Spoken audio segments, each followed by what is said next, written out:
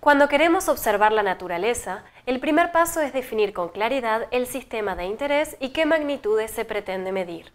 Por ejemplo, la posición de una persona que camina a velocidad constante en diferentes instantes o la altura de un objeto que cae en función del tiempo. Como en el caso de los ejemplos anteriores, muchas veces queremos realizar una serie de medidas que nos permita observar la dependencia de una magnitud del sistema con otra. Para poder realizar el experimento correspondiente, debemos diferenciar dichas magnitudes en dos tipos. Independientes serán las magnitudes que controlamos, por ejemplo, el tiempo al cual observamos la posición de la persona. Y dependientes, por ejemplo, la posición de la persona en ese instante. Llamaremos X al conjunto de variables independientes e Y al conjunto de variables dependientes. Al finalizar el experimento, obtendremos una tabla de datos de las variables X e Y. Luego, podremos graficarlas en un par de ejes cartesianos que representen los valores de las medidas experimentales. La variable independiente se representa en el eje de las abscisas y la variable dependiente en el de las ordenadas. Para llegar a una buena comprensión de un sistema físico, puede ser de gran ayuda estudiar cómo es la relación funcional entre los datos experimentales. Para esto, se deben cumplir dos etapas. En primer lugar, proponer una función matemática que represente los datos. Por ejemplo, una recta, una parábola, una exponencial, etc. En realidad, en esta etapa estamos eligiendo una familia de funciones, que se diferencian entre sí por los valores de sus parámetros. En segundo lugar, una vez elegida la familia de funciones, debemos ajustar los parámetros para seleccionar la función que mejor se aproxima a los datos experimentales. El método que utilizaremos para llevar a cabo esta segunda etapa es el método de mínimos cuadrados. Supongamos que hemos realizado un conjunto de medidas y obtuvimos los datos que se muestran en este gráfico.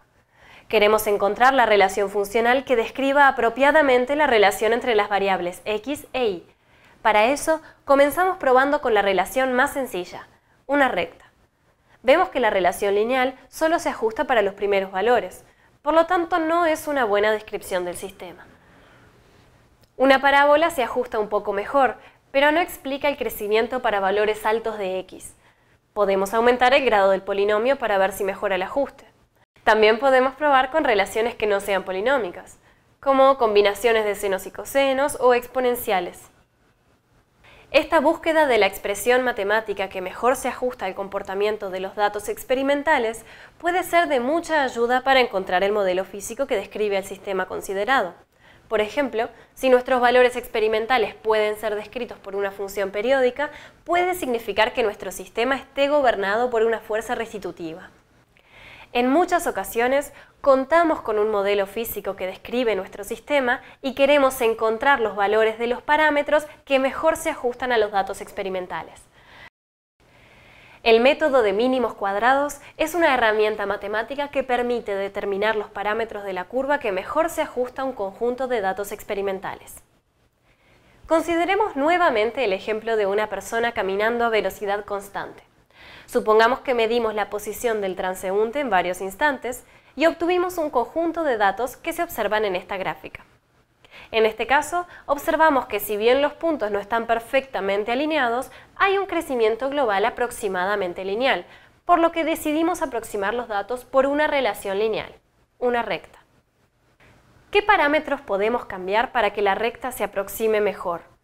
Los dos parámetros que podemos variar en la ecuación de una recta son el valor de la pendiente, que llamaremos b, y el punto de corte con el eje de las ordenadas, que llamaremos x0.